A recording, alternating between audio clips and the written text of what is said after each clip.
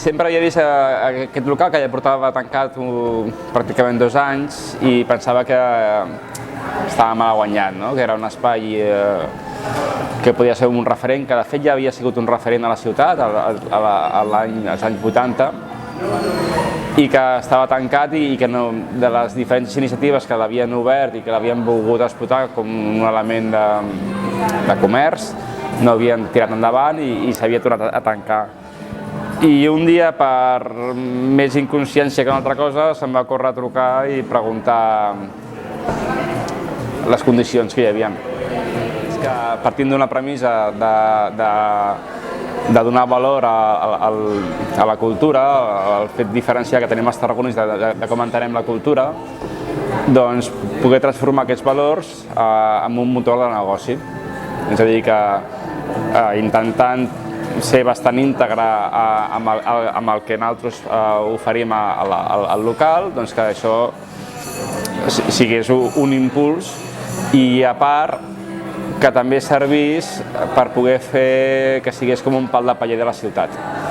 Que les diferents iniciatives que a Tarragona es duen a terme, que hi ha gent supervàlida que està fent coses extraordinàries, doncs aquí es poguessin recolzar i poguessin tenir un lloc com de reunió. Bueno, a veure, el tarragoní, si no ha trobat tot cagat i pixat, no és tarragoní.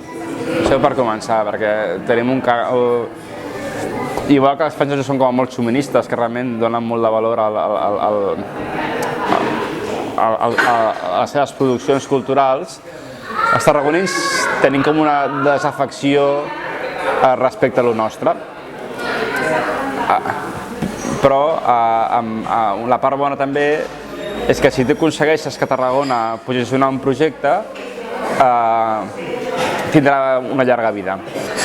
Aquí tot va molt lent, és a dir, una carrera que pot tindre un artista visual, si en una ciutat com Barcelona, Berlín o Londres la farà amb un temps de 5, aquí en direm a 40. Això segurament també és per un dèficit de mitjans de comunicació que apostin per la cultura d'una forma decidida. Tenim un potencial tremendo a Tarragona, però tremendo. I a més, el bo que tenim és que potser tots aquests anys que la gent no s'ho ha cregut, hi ha hagut molta gent que ha anat fent el seu camí i tenim autèntics professionals de la cultura que en el moment que el gran públic descobreixi el que es fa aquí a Tarragona i el que podem arribar a fer, això serà imparable. Però per arribar a aquest punt fa falta iniciatives com aquesta i moltes més i moltes altres i molta feina que està fent altra gent que això vegi la llum i que la gent ho valori. La marca de detall amb el que programem sempre és que nosaltres creiem que té qualitat. És a dir, el que volem fer sempre són productes de qualitat que realment puguin ser consumits per un gran públic, no? Amb això, al començament, per exemple, quan començava a programar em deia no, és que la teva programació és com a molt dispersa. Dic, no, és que la meva programació, per mi, el que ha de ser és molt transversal. És a dir, ha de ser un punt de trobada per molts tipus de gent diferent. És a dir, tothom té dret a la cultura. És a dir, tothom té dret a enriquir-se l'ànima. I llavors, esclar, tu has de fer una programació que puguis incloure el màxim públic possible, però sempre amb aquesta marca de detall. Llavors, nosaltres toquem diversos pals, és a dir, i aquests pals també venen donat una miqueta per el que és la idiosincràsia del local. És a dir, nosaltres tenim uns espais i aquests espais que tenim el que volem és omplir-los de continguts.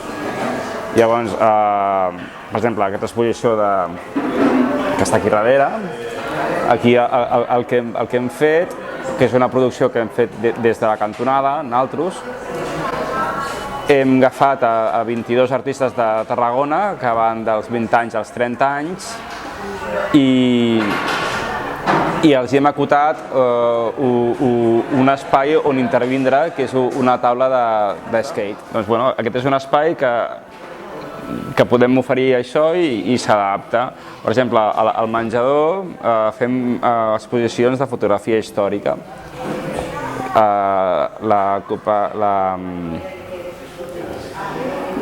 Llavors s'ha fet un conveni amb l'Arxiu Històric, amb la Cooperativa Obrera, i això tira endavant. I la idea és que farem cada any entre unes 8 o 4 o 5 exposicions que aniran en un període més o menys de 2 mesos cadascuna.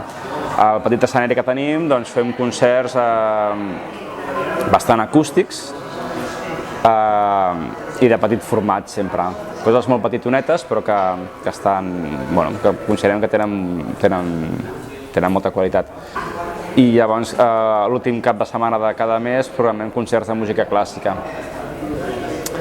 Llavors al menjador, per exemple, és on tenim tertúlies filosòfiques, presentacions de llibres i també alguna xerrada que hem fet. També hem fet tallers de pa, farem maridatges, farem presentacions de vins, presentacions de llibres. Programar també és com una forma de vida, perquè constantment estàs tenint l'antena aixecada per intentar captar i treure suc d'on puguis i buscar sensibilitat on la gent no la veu. Llavors no em queixo de res.